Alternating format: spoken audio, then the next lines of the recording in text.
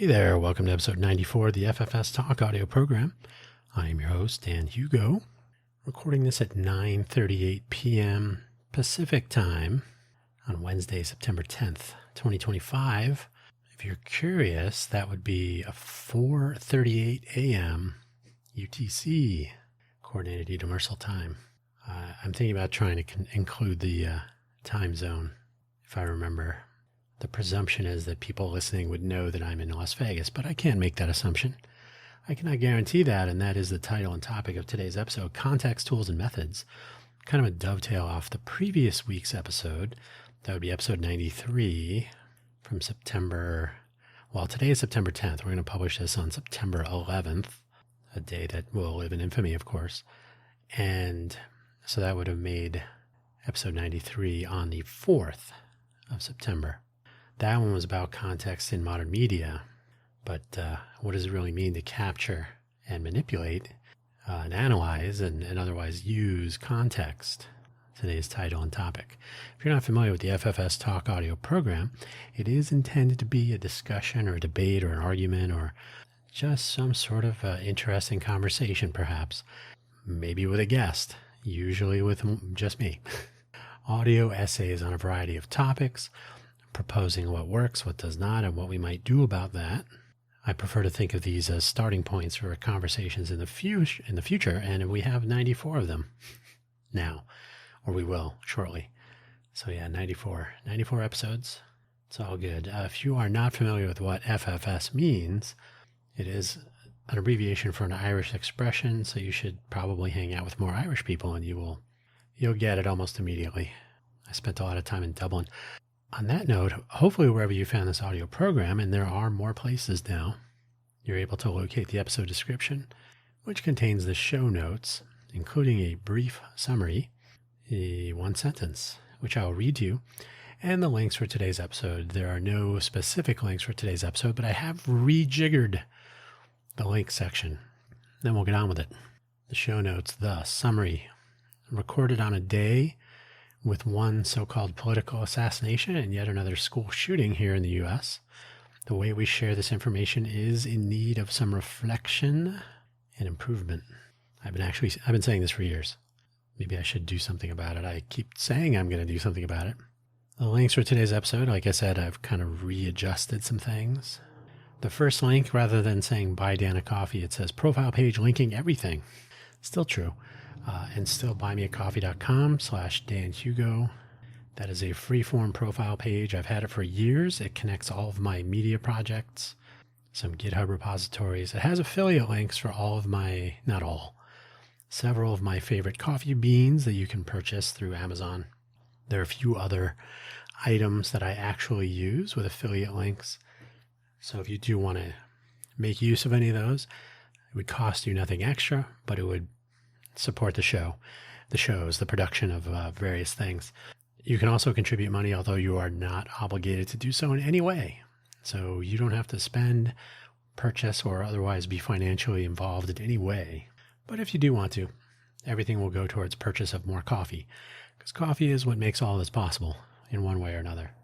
Buy Me an Update normally would have been published exclusively at buymeacoffee.com/danhugo/posts. Now it is published there first, but it is also available on Spotify, Apple Podcasts, Amazon Podcasts. There's an RSS feed. There's a YouTube channel.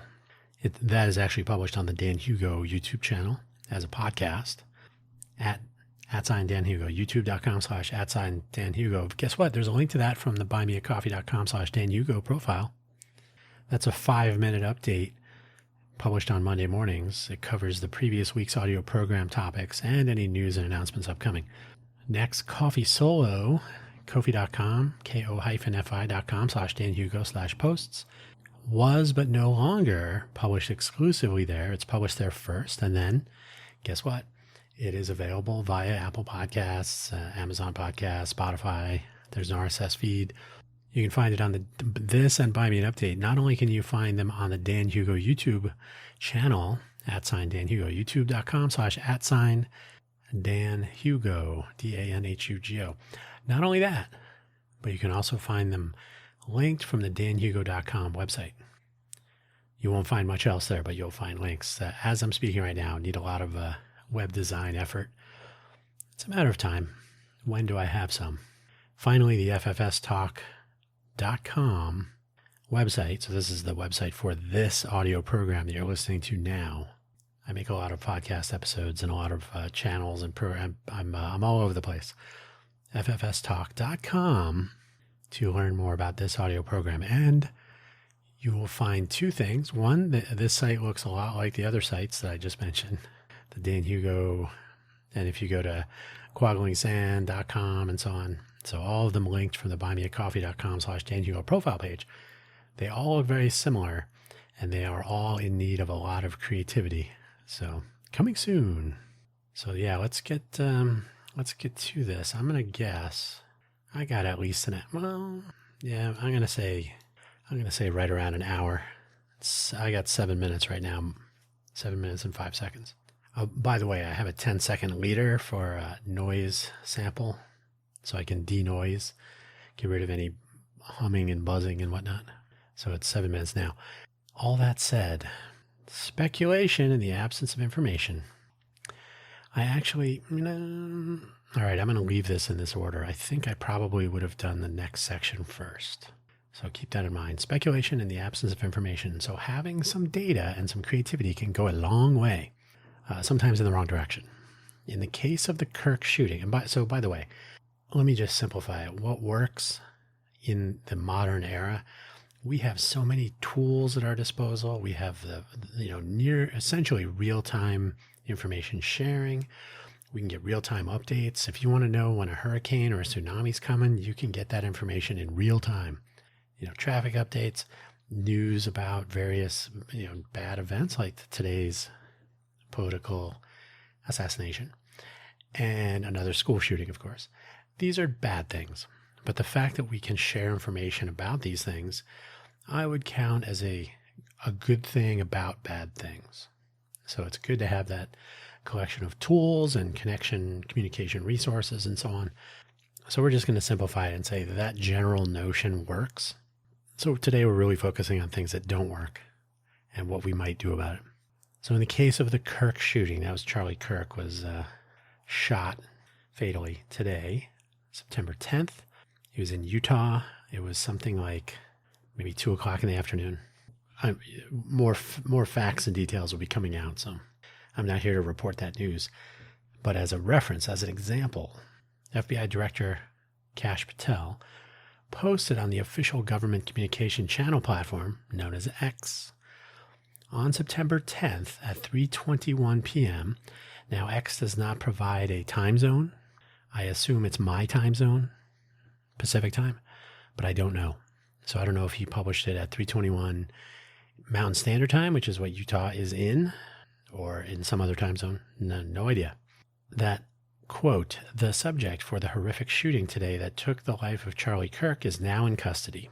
At 4:59 p.m. the same day, same time zone presumably, quote, the subject in custody has been released after an interrogation by law enforcement, unquote.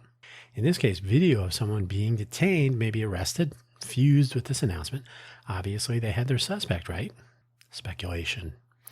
Except no. The later, there would be some announcements from the Utah governor, maybe others, that the actual shooter may be in custody. We have a person of interest now. Okay, we're good. Person of interest, if that is certain, or was there going to be another update maybe? This is live speculation and partial data, sometimes referred to as the telephone game. Someone says person of interest, someone else says suspect, someone then says they got the guy and all that, and it unfolds pretty predictably. Everybody's in a fervor. Everybody wants to get the scoop. Everybody wants to publish the news first so they get their YouTube monetization or whatever. So it's live speculation and partial data, sometimes referred to as the telephone game. If you're not familiar with the telephone game, you should look that up. It is, you should look it up and then tell someone else about it and see what happens. By the way, at the time of the actual recording, that's right now, so at 9:48 p.m. Pacific time, or what is that? So 10 plus 7 is 5, so 4:49 a.m. UTC. Did I get that right? Hey, yeah, 4:49 a.m. UTC, September 11th, 2025. I don't know if I said that at the top of the show. It's tomorrow morning UTC, so September 11th. So as of this writing, as of this recording, it is the headlines now are that there is still no one in custody, and there's still manhunt for the actual perpetrator. So I guess they were wrong. To add insult to injury, those commenting on this later in the timeline, so an hour, maybe 2 hours into this, the whole thing unfolding, they are mixing the first arrest with a second person of interest. Wait, is the first person a person of interest? Why did they let him go? Someone said they heard him say something about shooting right before the shot rang out. Maybe that was why they arrested him. Was it? Who knows? Tons and tons of real-time speculation. Now, this is human nature. But the larger your audience when you're doing this, it's one thing to be talking to your friend in a coffee shop or at the event, but it's another to be broadcasting that to thousands or millions of people. Millions eventually, if not at the in real time. But these clips get passed around and so on. There's time delay. If we take a simple example of a single live report, so one person, we'll take that one reporter in isolation. Could be audio, like a radio report or something. It's important that it's kind of real time, right? Live. Could be video. One person has your attention and will be trying to inform the audience about this thing as it unfolds, whatever it is. There will be blocks of time when there is no new information. And so the anchor or the primary presenter or reporter, whoever it is, this one person, could be Walter Cronkite, could be Peter Jennings, who knows? Could be Barbara Walters. The choices are fairly straightforward as to how to fill the time between updates. Because if you go to commercial, you might miss an update, right? So they got to be careful with the commercials. So you got to fill the time. You got to stretch it out. If they're director, floor director, or producer, or whoever's doing it, it's like got to stretch it out. We got a reporter in the field that we got 10 minutes or whatever, right? Choices are pretty straightforward. So for those For those just joining us, a recap today, this happened and that early at 10 o'clock. And then right now they're saying this, and there was a press conference, and we'll replay a clip of that. So some sort of a top-down summary fashioned to catch people up as they join the reporting.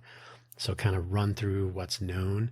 The nice thing about this is you can filter out some of the speculation or some of the errant corrected facts. So ironically, perhaps someone who joins later and gets such a summary is not getting bogged down with the wrong stuff. They can toss a reporter on scene. Tossing to means and now, John Smith at the scene of the whatever. John? That's a toss, right? Like tossing a ball. So you can toss the reporter on scene. Maybe there's a subject matter expert available. Maybe you can interview them, or maybe they're remote.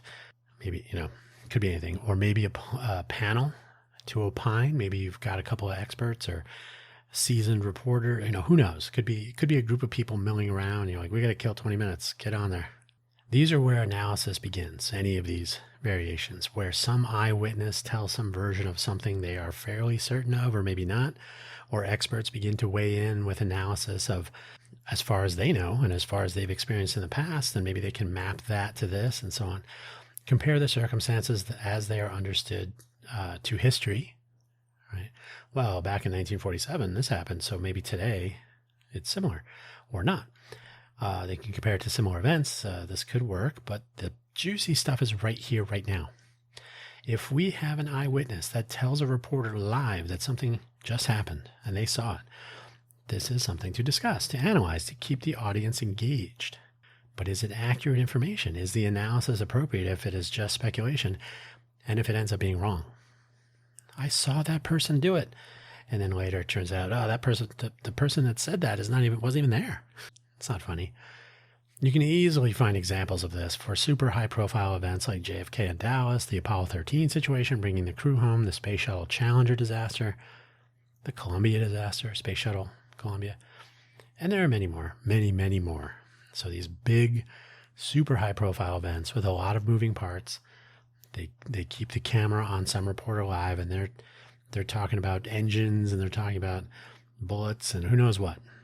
Fill the time with speculation and hopefully clarify later as details continue to come.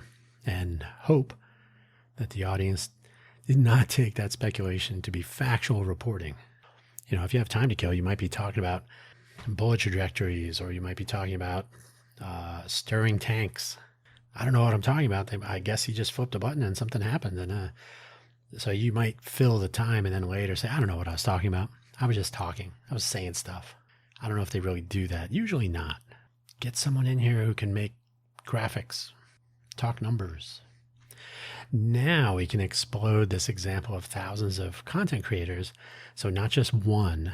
We're not doing one reporter in isolation with the camera pointed at them continuously. They got to fill the time, and we're going to be live for 8 hours. That would be challenging, wouldn't it? So now we exploded, though, to the example of thousands of content creators, whether they're on network news, cable news, the radio, their video, their YouTubers, their TikTokers, Instagram reelers. Is that a thing? I don't know if people do live audio podcasting anymore. They should.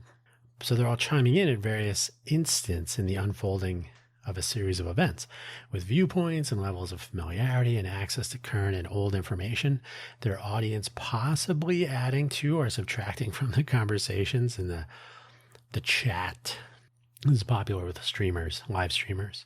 Chat, does anybody know anything? What's happened in the last 5 minutes? So the chat people, maybe they have an agenda, who knows? They don't know what they're talking about. And even some crossover as one pipes in live commentary from another. Oh, let's react to comments from YouTuber number 1. I'm YouTuber number 3. Let's see what they have to say. So they join in a broadcast already in progress. So they may have missed the part where they said, okay, let's correct a few things. Fluid and wildly varying analysis based on some point in time and whatever notion has risen above the cacophony is what you're going to end up with, times 1,000 or thousands. Now let's talk words, accuracy, and I included precision, but I don't really touch on precision.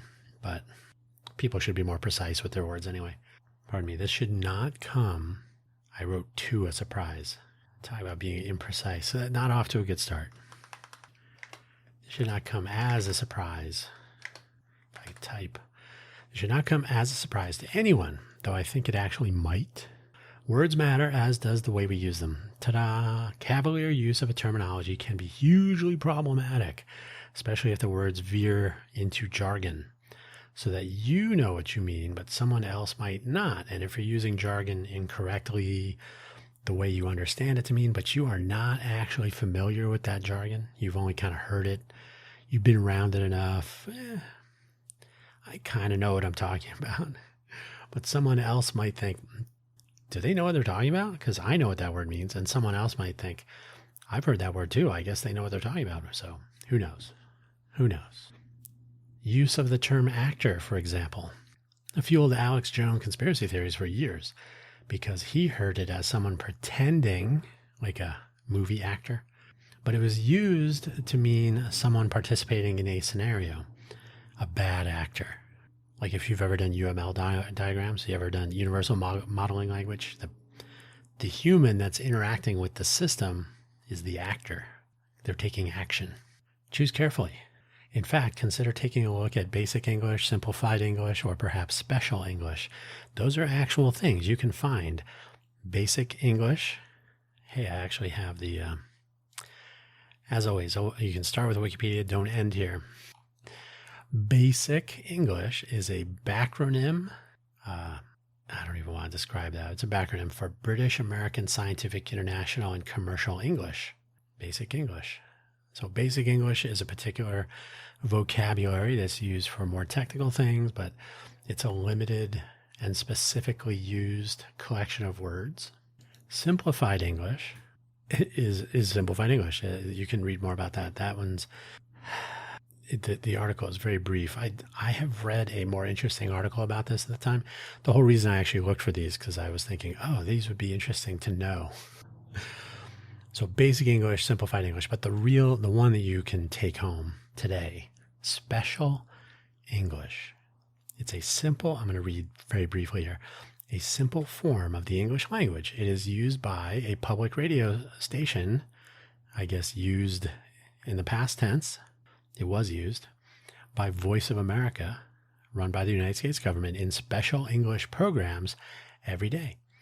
Its news and features programs are read more slowly than usual, using fewer English words and simple grammar. The contents of special English programs are much easier to understand. Special English, if I could speak, special English is clearer and simpler, and it uses shorter sentences. It can also help someone whose English is weak to improve their English. So there you go, special English. Use a limited vocabulary. Don't be fancy, especially if you don't know what you're talking about. There were enough examples of that today with the reporting on this incident. By the way, this incident got a lot of attention, and I'm going to insert some editorial here. I think it's mildly insulting to humanity that Charlie Kirk was the headline when I think it was 2 students were, I'm not going to link to it because it's still a totally, live story. It's still, I think it's not totally shut down yet, or done, like wrapped up. That's the word I was looking for. Evergreen High School. Let's see what the status is right now. A school shooting, of course. There were 2 students wounded. I think there were 4. Oh, it says a deadly shooting. 3 teens are in critical condition. Oh, the shooter. See, I don't like counting the shooter as one of the people. So depending on when this is just another example. It was a real-time event. So some reporting said there were 2 injured. Now it's 3. Axios says it's 3 injured. 1 remained in serious condition of the 3. Another was upgraded to stable. A 4th person was injured, though that individual was not shot. Okay. So 3 people injured, 2 of them shot. Both of them seemed to be improving, and the person who did it took his own life. So there you go. That's not going to get so much attention because of celebrity. Anyway. Okay, I'm going to step off my soapbox now. So special English. Think about that.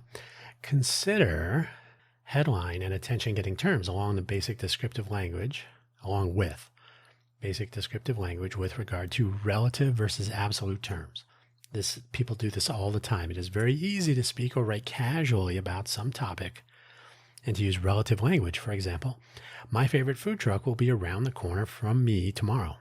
This is mildly problematic on its own, but toss in the nature of social media and algorithmic delivery. Like maybe I've posted that on Twitter back in the old days, or more recently, food truck people use a lot of Instagram, but Instagram reorders your posts, and someone may see your commentary a week after the fact, which actually does happen. This happens all the time, actually. Dates, times, locations, always useful and always more clear would be good. Let us consider some other news reporting examples. So which person was arrested? Is there a person? Is that the same person? Is it a different person? It's because people are referring to these events as they unfold as the guy, the earlier, the one from before, relative terms. So a couple of minor examples. Another and again, often found in headlines, presume the consumer, the person watching or listening or reading or whatever it is, has some idea what the state was prior, so that another of something or the thing occurring again are meaningful. If I see a headline that says another person was arrested, I'm like, so did they arrest 2 people? Or did 2 people commit this crime? Terms like earlier or later, yesterday, last week, and so on, provide a time. A place would also be good, especially when reporting news, when the context of this other place or time is probably profoundly meaningful. Or if it turns out to not be meaningful, you don't have to say, oh, the thing that we told you yesterday. You can say, oh, the reporting on the event that may have occurred at this street intersection at 2:14 in the afternoon turned out to be irrelevant. So erase that. Tell the jury to disregard that. Have you heard a reporter speak of some event today, perhaps an arrest or some outcome of an investigation or maybe a courtroom verdict or something? And they connect the reporting today with the event that took place 2 weeks ago. I've heard that a bit. This is especially true of local news reporting that shows up on YouTube And similar to the Instagram scenario, you may see a YouTube video that was from yesterday or a week ago, depending on how your recommendations are pouring into your feed. And so it may not be immediately recognizable, the time context. This is solvable with attention to detail, but so just snap my fingers and be solved. These are general familiarity references made with the presumption that the consumer, that is the viewer, the listener, the reader, whoever it is, knows the context, specifically the surrounding and related events, the locality, some of the actors, and so on. So they kind of have to already be in the story. Using familiar language may service these familiar consumers. Okay, it's shorthand. Why do you have to keep repeating? We already know the time and the place. Unless you don't. But they may leave many out, or worse, they may leave some presuming they know when they do not. And then those people have YouTube channels, so they'll go off and start repeating things that are just wrong. Happens all the time. And then there are specifics. During the Kirk shooting, and I hate to keep referring to this, but it's the example of the day. It's high profile and everybody's talking about it, so I'm still annoyed that the school shootings have become so common that they're, and by the way, there was a school shooting. During the Kirk shooting reporting in the early hours after the event. So when I say early hours, some might think, like at 2 a.m. No, if you start with time 0 as the time it happened, then the early hours, the initial hours, how about that? The phrase, a suspect, should have been used to refer to that first arrest and maybe even to the second one, if they were arrested. Maybe it was the second detention. Maybe they detained a person of interest. It's not clear. And by the way, the first person that was arrested may have actually been arrested and booked for obstruction of justice, but then that's not what the director of the FBI said, so who knows? But the suspect was used. That was how the reporting was. The suspect was arrested. The versus a, which suggests not only that there was a single individual presumed to be responsible, the suspect, and that one individual was in custody. That was the other assumption. So there's one individual that they're looking for, and that one individual was in custody, the suspect. This was the nature of the retelling, that they had the guy. They did not. They didn't even have a guy, as it turns out. If it is even a guy, statistically it is, but who knows? So by saying we have the suspect, you've intimated that we have the shooter, we have the perpetrator, we have the person that we were looking for. That implies that there's one and that you have them.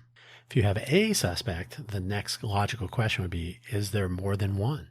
Is this the one? No, we have a suspect in custody. We're interrogating them now. We may set them free. We may or may not have the perpetrators, plural. We don't know. By being specific, you're giving the wrong message. And I watched this be reported and re-reported for a window of time, actually, after the event took place. The reporting was fast and furious. So I can't say that I was making my own timelines or anything, but what I'm describing was happening. We have to be careful of the use of jargon, which can also tend to be very specific. It can be tricky, misleading, and worse. I think I mentioned jargon already, but it is very easy and popular to make medical assessments based on YouTube clips or still images, especially by those who are certain of their assessments based on their substantial field experience, but lack of specific relevant training. I'm not a doctor, but I do make diagnoses on TV. With the Kirk example again, from the moment a particularly gruesome video was available online, I think it was on Twitter first, X if you like, there were amateur assurances that it was definitely arterial bleeding and so on. There's no way he survived that. The reporting was he was at the hospital, but there's no way he survived. So making stuff up, being overly specific with what is essentially a medical assessment, they were visually triaging the situation. Now, it may have been correct in hindsight, right? Later it would turn out that, yeah, he passed away. Okay. Surely, in hindsight, it was correct. We may hear about that later from a hospital spokesperson about exact time of death, maybe he arrived at the hospital and it was already too late. Some reporting that he was receiving attention at the emergency room and that he was still breathing or something, but, fog of real-time reporting. But when it was reported in real time by those too excited to announce that they were not medically trained in any way, people were running with that. So being specific when there's nothing to be specific about, problem. Perhaps on the other end of the familiar spectrum, use of specific language where there is no specific detail available can lead to confusion that others get a hold of. And then they start commenting and reporting with more specifics and choose to believe and amplify those, even if those are wrong. If I report a value of, say, $2.3 billion, so I'm telling you a story about something, they lost 2.3, or it cost 2.3, 2.3 billion with a B, dollars, US dollars. And someone else takes what I've said and this is a telephone game again. Someone else says, oh, it's about $2.5 billion. 2.3, 2.5, I'm just rounding a little bit. 2.5 is just a nice round number. It's more comfortable to talk about. And it was about $2.5 billion. And then someone else rounds to $3 billion. Oh, it's about $3 billion. $3 billion. We suddenly have people talking about an extra $700 million out of thin air. But here's the fun part. By pretending to be specific about the value, $3 billion, that's a specific number. But because they only rounded from 2.3 to 2.5 to 3 in this progression, it's only 0.3 to 0.5 to up to the next whole number. There's really no recognition of the magnitude of those rounding errors, what they really are. So 2.3 to 2.5 to 3, that's not that much. It's $700 million of difference. But that doesn't really get transmitted in these roundings. You can hear something similar if people talk about a budget deficit or the debt, the national debt. I'm not going to claim to know what it is off the top of my head, but it's like, say it's like $6.3 trillion and somebody else says, oh, it's like 7 trillion. The difference is vast, right? You've just added $700 billion. That's a big difference. Okay, that's like 20 minutes, but still, it's a big number. But because we've lost all the zeros, we're being very specific about something that we really should not be controlling in that way. We should not be saying, oh, we're just going to round up to the next whole number. No, you are completely misrepresenting the magnitude of these numbers. Well, not the magnitude, but the profundity. The magnitude actually is about the same. The timeline and its cousins. This is where things get a little crazy. So time passes at a constant rate. You probably know that, right? About 1 second per second. I'm assuming we're all on the surface of the earth. We're not in an accelerated frame, all these other caveats. But for the most part, 1 second per second, we're good.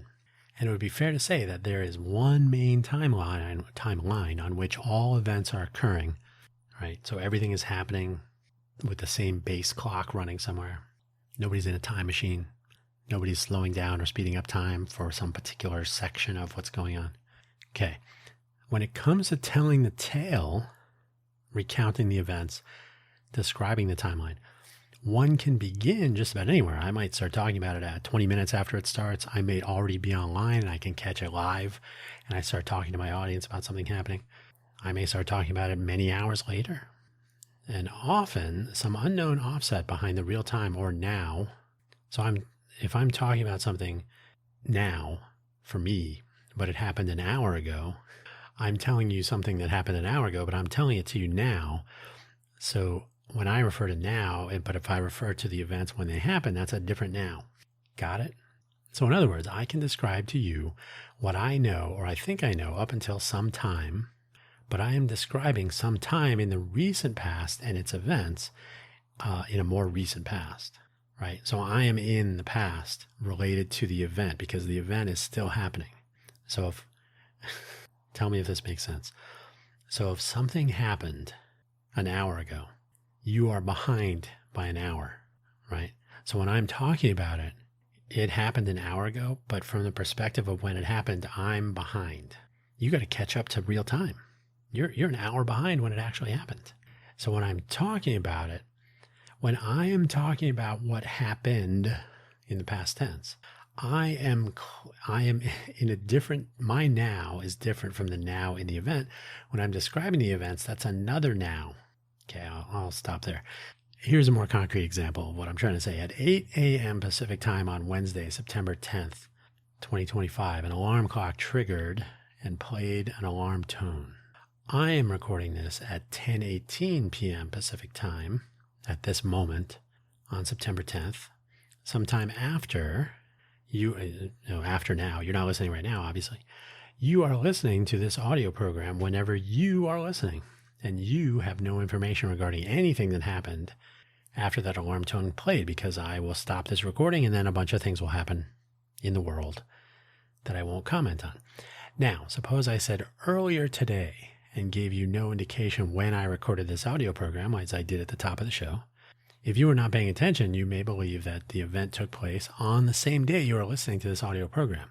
So the now of the event, the now of when I'm telling it to you, and the now of when you are hearing about it or learning about it or consuming it could be different. They could be vastly different. In the modern media landscape, so that was a little setup. In the modern media landscape, anyone with the ability to publish anything can do so to some audience, and maybe using old information, repeating it in a different way and republishing it with perhaps other commentary, maybe other similar information, maybe some that bolsters credibility without knowing at the time that it was the state of the timeline had changed in real time. Now the old story is amplified and re-amplified while the updated story is lagging behind, because someone jumped in on the story, started talking about it. They were more popular than the reporting on the original story, but the original story is still moving into the, it's now. But I have chosen a time in its past to describe. They arrested the guy. Let's talk about the guy. I'm going to talk about what he looks like. I'm going to talk about what the eyewitness said. I'm going to say, she probably saw him. I wonder what he did with the gun, right? So you go wandering off onto some other tangent. In the meantime, the main timeline that reality is following has continued to move, and it said, that guy was not the guy. So we didn't have the suspect, we had a suspect. He turned out to be not a suspect. He didn't have a gun. The eyewitness that said they saw something, they were mistaken, right? I may still be reporting on the thing from the past, but I haven't caught up to the real timeline. And it's now. So it's possible, and I see this all the time too, that people will start reporting on things and they'll start consuming them in their now because of recommended videos, the For You page or whatever. Like, this is getting a lot of attention, even though it's wrong because it is out of date. It happens all the time. Think about it. You can probably come up with examples too. Thanks to the use of imprecise language and reference materials like amateur video or other commentary which lacks timestamps and time zone or accurate location information or directional information, like which way were they pointed, where were they standing. It is relatively easy to have one point on a timeline spawn many relatives, cousins, if you like, each diverging from the main timeline, creating its own stir and drama. While the events which are actually happening, along with revelations and identifications and clarifications, are happening on the main timeline in real time. At any given instant, as a consumer of any of this, which do you know to be correct? And here's another example of where this can go wrong. If you watch the most popular YouTuber, for example, reporting, quote unquote, reporting on something, and they did dive in at the most interesting, speculative point as events were unfolding, and they had a very active discussion, and they had 10 million views or whatever, that one might get a lot of attention, whereas the actual corrections and the discussion that followed, it might get 500,000 views for whatever reason. It's under recommended. It underperforms. This is sometimes called priority inversion, right? The current state of affairs, the real current information, the updated information, doesn't get the same priority as the older, out-of-date information. So that one gets a higher priority, even though it shouldn't. And this happens with computer systems sometimes, and it can be a real problem. So which one's correct? Well, obviously the one that's most current, not most popular. We're going to get to the part where we make things better, but I have one more section called simultaneous. To make all this more challenging, as it happens, the Kirk event in Utah was essentially coincident with another school shooting in Denver, Colorado at the Evergreen High School. As one streamer of independent media said when the link of the real-time story came in about the shooting, wait, this is happening now? I'm not laughing at that event. The reaction, though, was of like, what, there's just an assassination of this guy, and now there's a school shooting? Like, what are the odds? This is America. The odds are like 100%. Note that the two events were not specifically simultaneous, but reporting overlapped. So while they're talking about this one thing, this other thing is happening. I honestly could not tell you, what the exact separation was between the actual shooting, the actual bullet, versus the actual campus shooting. We don't have to worry about that today. But it is something that would be marked, as we'll talk about later, on any number of timelines with correct and synchronized UTC timestamps. Mm-hmm. For those who remember back in September of 2001, so that's 24 years ago today.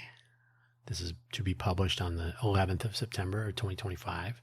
There was a lot of chaos happening at the same time in that case. It was by design, of course, with all of these same weaknesses in reporting, but less of the cacophony. There was only network news, cable news. There wasn't 1,000 YouTubers as reporters. I don't know if it's 1,000, it could be more. Another plane hit the tower. Okay, well, how many is that? I just woke up on the West Coast. Is that 2 planes, 10 planes? What is it? So yeah, all the same weaknesses. And it only gets more complicated from there, right? So we are where we are today, and it's, 100 times more complicated, because not every single person is anyway. Casual consumers of news and information are generally not equipped to manage a lot of simultaneous detail. Just like really big numbers, we humans can easily lose track of magnitudes and, of course, relationships, both spatial and temporal. This weakness is compounded by serialized reporting methods. Little typo here. Oops. Serialized, which aim to tell a story using the same classic inverted pyramid structure found painted on cave walls and printed in found in print newspapers of old. And online reporting is essentially the same exact thing. So in order to give a real-time accounting of simultaneous events, related or not, it is critical to do the sorts of things we find in movie production, with establishing shots and environmental clarity, especially on scene changes. If things happen off screen, the audience can get confused and lost. Now make it all real and consequential, and you start saying, oh, we don't know when that happened. That it must have happened off screen, but we don't know. And it was happening at the same time. Wait, which character? Where are we now? That kind of stuff. I'm not trying to make light, but I am saying that it's not an easy problem, because movies are fairly linear, right? You're going to watch a movie, even if if you're a Quentin Tarantino and you're going to move scenes around out of time, or if you're a Christopher Nolan and you do multiple timelines running at different paces, like Dunkirk, or you can do those sorts of creative endeavors. But real events happening in real time, if they're happening at the same time, it can be very difficult to track multiple things, especially, which was the case on 9/11 in 2001, especially if they end up being interrelated.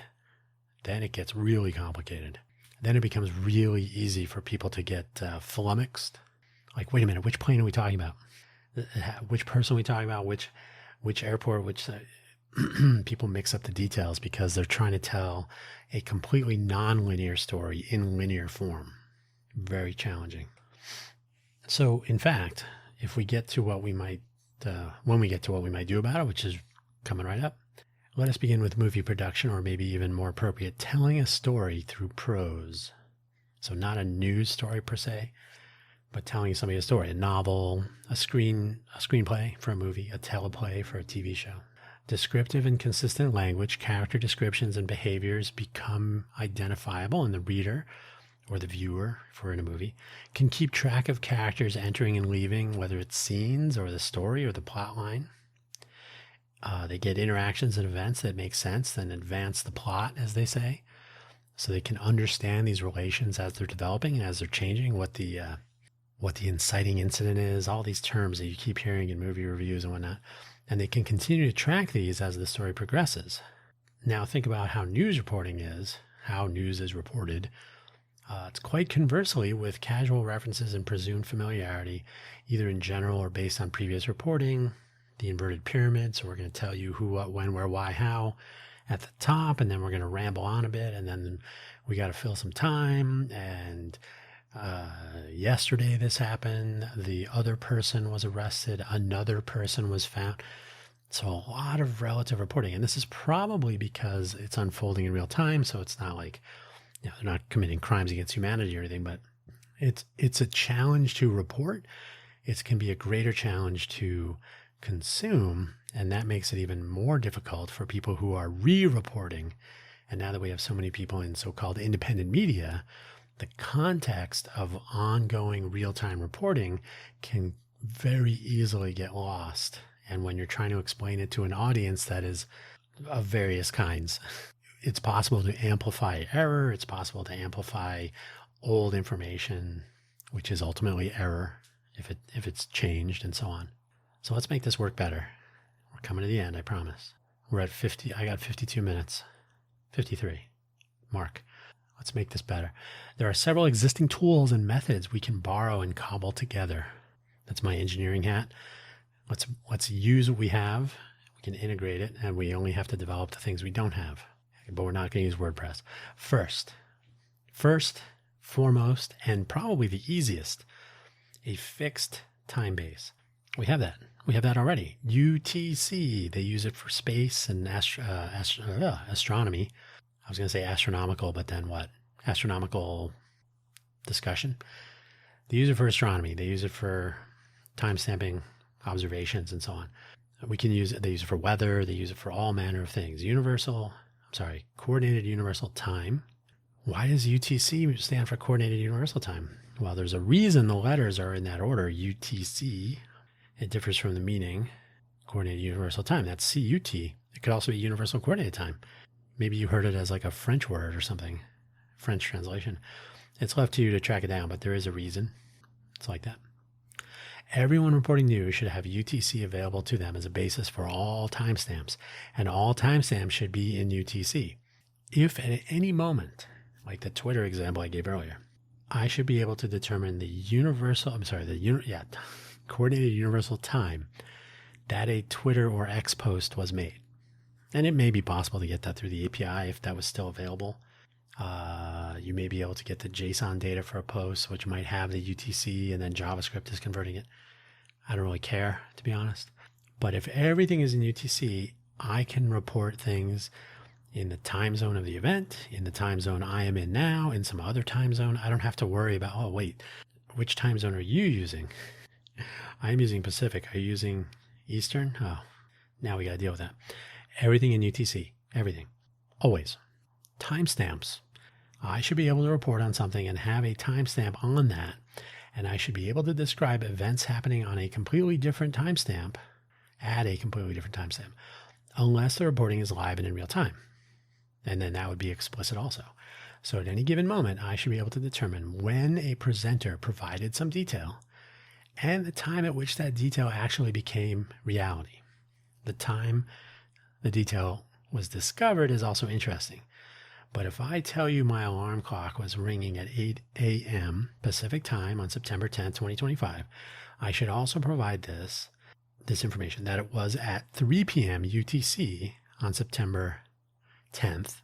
So it's 3 p.m. in the afternoon on the same day, 7 hours ahead, plus 7. To be clear, Pacific time is minus 7 UTC. UTC minus 7, so add 7 to Pacific time. Even if nobody knew that my alarm was ringing until 9 a.m. or 4 p.m. UTC. So in other words, even if they discovered my alarm ringing at 9, the actual event took place at 8. And I can report those at different times as more information becomes available, which I'm going to mention again. Timelines goes great with timestamps.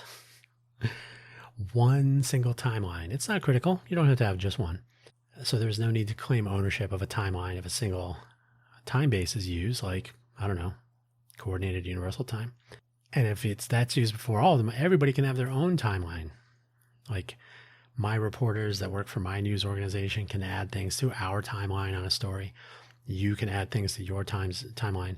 And hey, guess what? If we use the same structure, the coordinated universal time for timestamps, and we record the time that we reported it and the time that the incident took place, right? So we use consistent reference points in our reporting of fact reporting. We now have a consistent timeline, even if it's spread across multiple timelines, that can be derived from multiple individual timelines. Then someone who discovers my alarm tone at 4 p.m. UTC can publish, so that's 9 a.m. Pacific time, can publish that 4 p.m. event data, right? Oh, the alarm was heard ringing at 4 p.m. UTC. Someone else might discover, oh, the tone was triggered at 3 p.m. UTC, 8 a.m. These two pieces of information overlay nicely when you take the two timelines, right? One person reported when they heard it. One person reported when it actually started or when it was set to start. But overlapping times would be useful, knowing that the reporting and the update times for the addition of these events to the timeline would be absolutely useful. So you'd actually be able to see as information was becoming available from when, and the ability to locate disparities. That is, one says the alarm was set for 4 p.m. UTC, another says 3 p.m. UTC. That would be something to resolve in the reporting and analysis, and that would be easily detectable when comparing to anecdotal presentation. The alarm was set to go off earlier today. Not as useful, right? Being explicit and specific, but correctly specific, very useful. And you would very clearly see, wait a minute, one says it was set to go off at 3 p.m. UTC, that's 8 a.m. 4 p.m. UTC, that's 9 a.m. Which is correct? Well, one is correct from the start time, one is correct that it was still going. But they're two different things. How about specific actor references? No, not actors in our movie example. As I mentioned earlier, actors are individuals playing a role in a scenario. Some will jump on this term to suggest that they are participating in a conspiracy, but no. Actors in this context are interacting in some material way with the events in our timeline, which we are observing and analyzing. In my alarm example, some actor set the alarm, right? Who was it? Why did he set it for 8 a.m.? Why did she set it for 8 a.m.? Often we resort to casual and imprecise references. The old man with the blue shirt was arrested. The woman with the hat saw him do it. These are useful initially because real-time things are unfolding and you're like, that person over there. But as we know from so much reporting on various government investigations in recent years and so on, person A and person B can be used consistently without using different physical properties. Like which shade of blue was the person wearing in that shirt and what kind of a hat was it? Maybe there were more matches in the crowd than we anticipated initially. You're not being like the guy with the blue shirt. Oh, it turns out there was like 50 people with blue shirts. So that was only specific for that moment when you could physically point to them. But now what? If person A, oh, by the way, we don't need to divulge names or anything. Person A, we've seen this time and time again. So we don't need to divulge names or other information early on, especially if person A ends up being in the wrong place at the wrong time and not actually materially involved. We don't have to actually accuse them of anything. Person A goes away. Person B, that's someone that actually did something. They may be named later in court proceedings. Too many examples where a person named is a person shamed for a long time for no reason. So they showed the video of the person at the Kirk shooting getting arrested, I think he was handcuffed, brought to a police cruiser or vehicle of some sort. If the video ends there, you don't know that, it turns out, he was not the suspect. So the context window is too short and you end up being overly specific about what that person's involvement was. Could be fixed pretty easily. The challenge, though, the part that would prove to be dramatically more difficult, of course, is the human factor, the rush to be first, to get the report out there, especially if you're an independent content creator and you count on ads and the algorithm to boost you based on views. You got to have your audience in tune so that they show up for you. Got to get the scoop and to make sure that the consuming crowd actually knows that, especially, YouTube has to know it, or Twitch or whomever. I think YouTube basically drives that component of algorithmic engagement.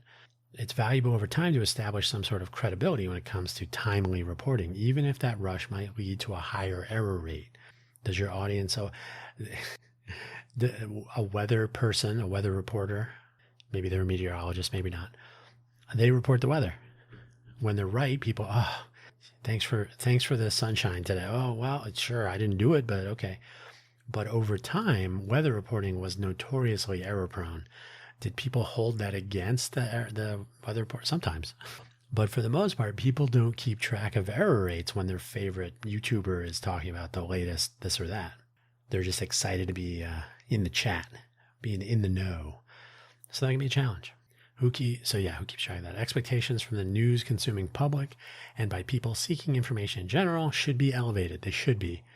As should be the desire to meet those expectations on the part of content creators. So everybody should try to do better. Be better. There is a strong desire to continue building an independent media environment where anyone can be a reporter. That's been said many times. The future of independent media depends on your support, etc., etc. Maybe more need to want to be excellent at accuracy as well as timely delivery, and maybe in that order. So this is going to have to be a kind of a culture shift where being right is better and more important than being early, especially because so much reporting, in quotes, is done based on the reporting of others. So garbage in, garbage out. Does that sound familiar? Finally, the final point of the show. I got an hour and 4 minutes. And this is the most speculative, of course. Rather than having AI tools generate so-called AI slop that some would then call AI news reporting or similar, I'm sorry, AI is not doing the reporting. They're just writing. So it's kind of garbage. We could have AI spend its precious compute resources performing analysis of the network graph. So, right, we start putting data when we're capturing news. We structure it in a useful way so that we can actually determine who person A is and who person B is. Maybe not by name, but like their position in the timeline and then the unfolding of events. And you can start to look at correlations like, wait a minute, person B was too far away at some other time. And there have been studies of like in the very early days of this sort of news analysis, they took the JFK events in Dallas and they said, okay, so Oswald was here at this time and he was over here at this time, motorcade, blah, blah, blah. So you start filling in known times and locations of different actors and so on. You can start to build this scenario, and you should be able to then have your artificial intelligence tools, your machine learning and so on, start looking at things like, is it realistic to have this actor be this far away from this start time to this end time? Was there enough time to transit that and to take part in this particular event and then to move to another place? So you can start doing simulations on it and so on. You can do all kinds of really interesting things that are not about writing words. You can look at actual events, actors, times, places. You can actually, I'm going to guess, because I haven't done it myself, but constructing the scenario should be something that machine learning and the use of ML techniques and other different tools for simulation and so on, you should be able to, or we should be able to, construct the scenario in which a particular news event, series of events, has taken place, if for no other reason to illustrate that, especially simultaneous events as they're happening, and say, this is the way things appear to have unfolded. And that would be the basis for better contextual communication in our modern media environment. So the tools and method, the specific things I mentioned here, we already have all of these. So it'd be a question of implementing them in a way that your casual YouTuber could actually make use of. And that by extension, the casual consumer would be able to make use of. And as a kind of a disclaimer, I suppose, this was a little bit early. We were before the AI craze. It was before the pandemic. It was right before the YC, the Y Combinator people put out a call for, I think it was the summer cohort of 2019, say. One of them was fake news. So we had a proposal for what I called fact base.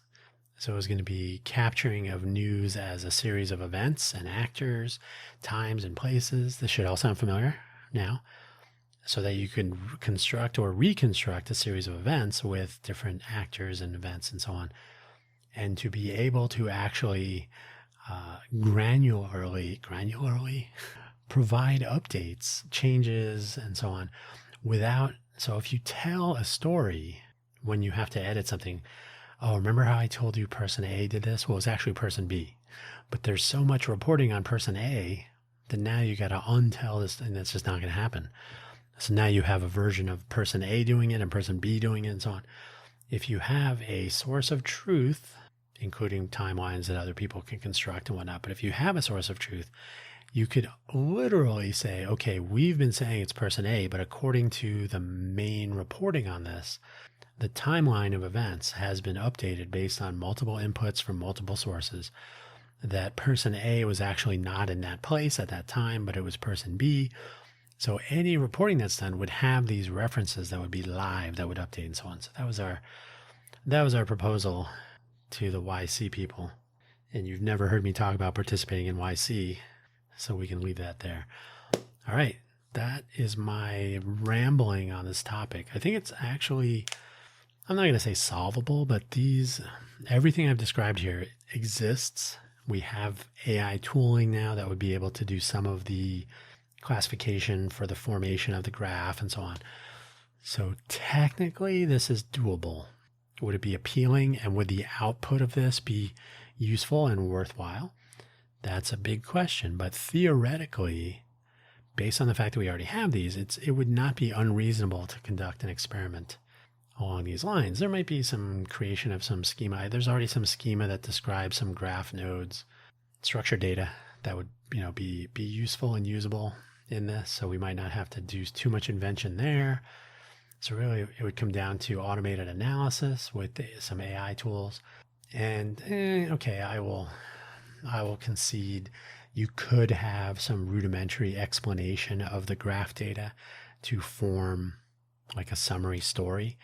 I think, first of all, the investigation, the analytics, the human factors, those will always be left to, hopefully, to investigative journalists. I'm not going to see a robot going out, pounding the pavement, using up the shoe leather and so on.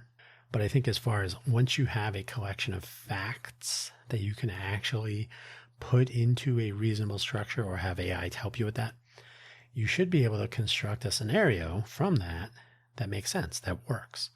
No magic bullet, basically. So that's where I'm going to leave it for today. So we're at, my clock says 1 hour, 11 minutes and 2 seconds.